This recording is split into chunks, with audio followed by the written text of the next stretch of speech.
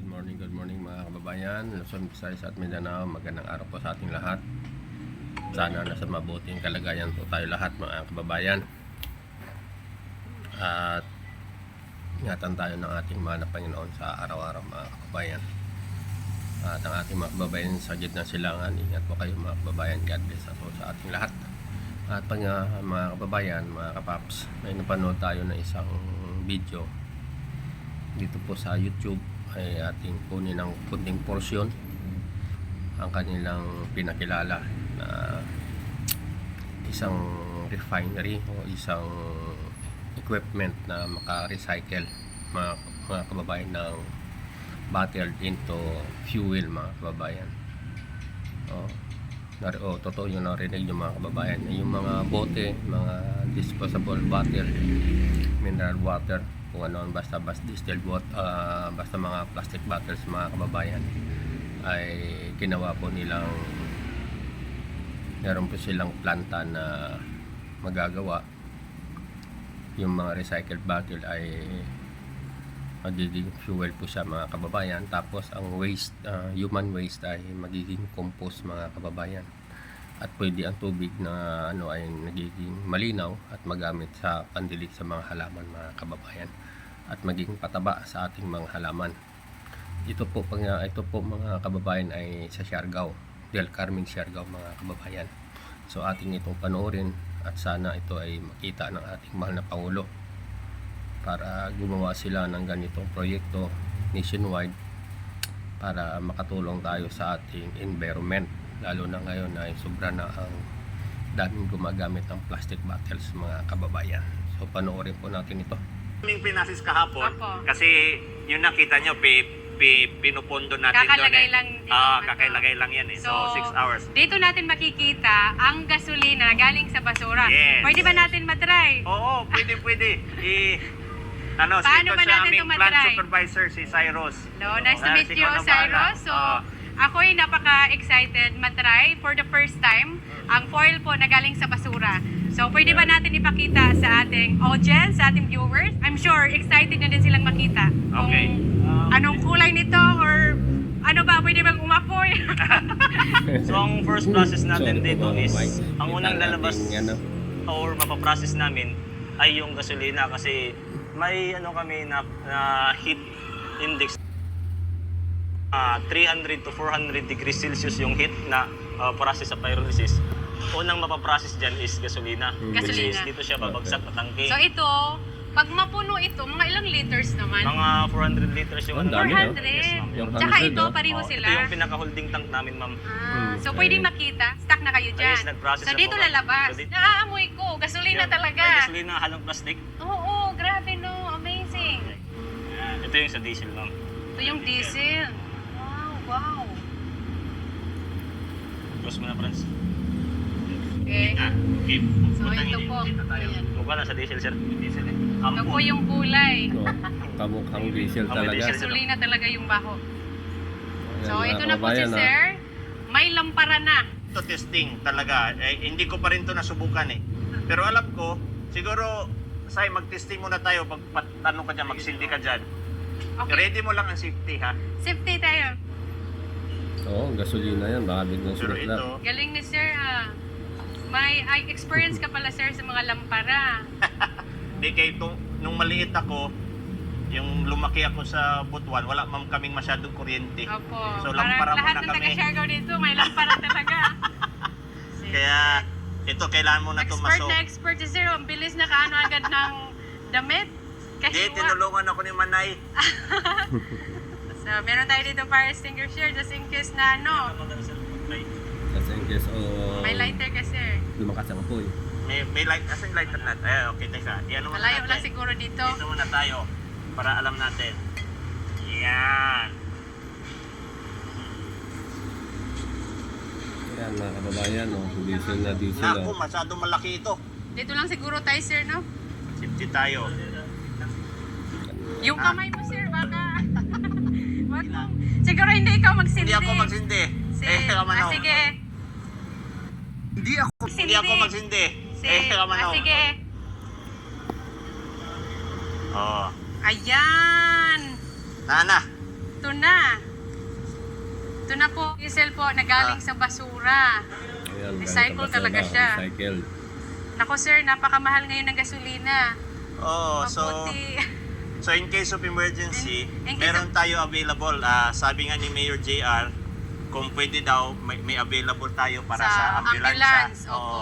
Maliit lang naman ito na programa nyo. Para lang talaga based inside the Siargao. Yes. Itong solusyon is really for Siargao Island. Hindi tayo tulad nung kung malalaking highly urbanized city, Opo. malaki sila. Oo. Ibang solusyon doon, like kung mag-waste to energy, hindi pwede dito sa Siargao. So ito, ang kinagandaan ng proyekto natin, maliit lang siya, mabilis gawin. So kami, after namin mapag-aralan ng 1 year kung anong magandang solusyon, in 2 months na-install natin kagad yung equipment natin. Grabe yung study ni Sir.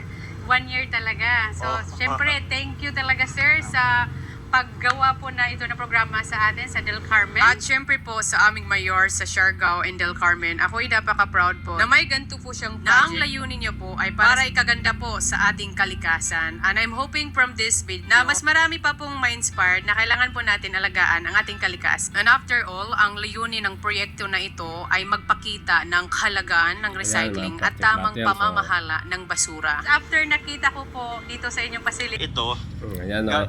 pwede siyang parang fertilizer for mga Yan po flower ang kasi human waste, nag-experiment mga kami kababayan. kung saan siya pwede i-apply.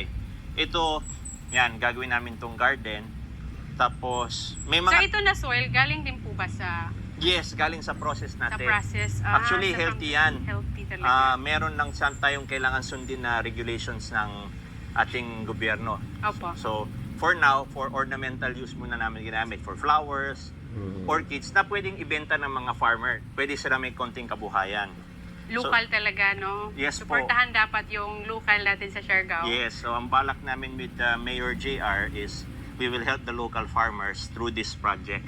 Po. So- Para hindi panay import yung mga gulay natin. Yes, At isang oo. rason din bakit mahal ang bilihin. Oh, so hopefully umabot tayo dun sa stage na yon. So part ng aming project is mag-experiment kami. So ginagawa pa namin ngayon yung aming greenhouse. Ito. Oo. Itong may bamboo. By tomorrow, matapos na to, isi-screen lang namin.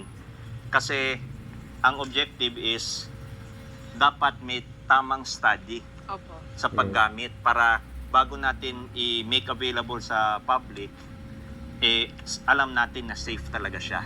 Surigao del Norte State University. Sobrang excited na po ako sa mga project niyo, sir, in the future, na makabalik ako dito. And then, nandyan na, tapos na po. So, maging greenhouse po ito. Greenhouse. Tapos katabi niya, aquaculture. So, mamaya, ipakita ko sa iyo, magti-test din kasi kami kung pwede ba yung tubig sa isda. Opo. Kasi sa project ko Gagawa kayo ng fish farm dito? Oo, fish farm. Gamit okay. yung tubig na yan. Grabe, lahat talaga dito sa area, lahat recycle. Oo, yun ang idea. ang Circular galing. economy. Opo. Oo. So, ngayon, mag-experiment pa kami. Nagawa ko na kasi sa Puerto Princesa na yung mga koi Opo. ang binuhay ko doon. Dito, magsubok ako ng siguro tilapia. Tilapia. Tilapia. Just testing lang, testing Opo. lang. Grabe yung iniisip mo is para talaga sa taga-atin, sa mga taga-local. Para sa local kasi yun din naman ang Ayan mga kababayan, napanood nyo ang video na yon. Nakita nyo po kung paano na ni-recycle ng mga bottled water. At yung human waste ay magagamit po for compost, pati kanilang tubig ay pag-aralan pa nila para gagawing fish pond mga kababayan. So very healthy po yan mga kababayan.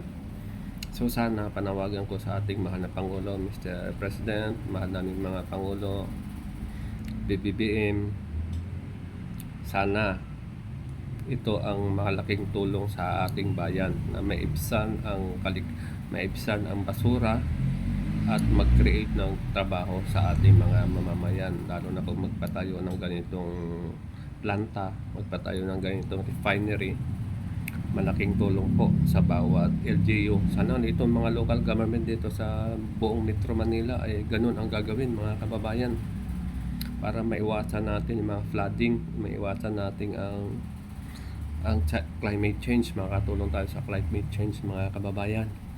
Isipin mo ang nakapag-produce sila ng 400 liters na fuel, premium and diesel mga kababayan. So malaking tulong po sa mga government sa mga LGU o national government.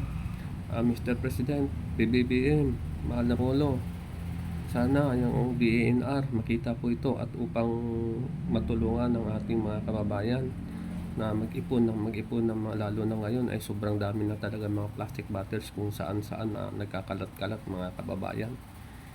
So sana may ganito tayo. Kayang-kaya naman ito ng ating pamahalaan na bumili ng ganitong refinery. Mr. President, pakiusap. Sana kung mapanood mo ito o napanood mo yung vlog na yung Mr. President, sana mag-isip po kayo. Marami naman tayong mga investors, marami naman tayong mga mayayaman dyan, mga business tycoons na makatulong sa ating pamahalaan na masolve itong recycle yung mga problema natin sa basura, Mr. President. I urge you, Mr. President, please, para maibsan ang flooding, maibsan ang mga plastic bottles na palutang-lutang kung saan-saan mga kababayan. Kaya maraming salamat dito sa Siargao, naging good example sila sa karating Pook, sa karating bayan nila mga kababayan na nakapag-produce sila, may iwasan ang mga bote kung saan-saan at nakakatulong sa mga mamamayan at isa pa nagkakaroon ng trabaho ang mga sityo, ang mga mamamayan doon sa Siargao. Kaya yan ang magandang pinakamagandang proyekto na dapat gawin ng ating mahal na pamahalaan, katulong ng ating mahal na Pangulo at sa mga business sectors mga kababayan. O siya, sige, dito na lang tayo. Maraming salamat po sa inyong panonood mga kababayan. God bless us all. Bye bye.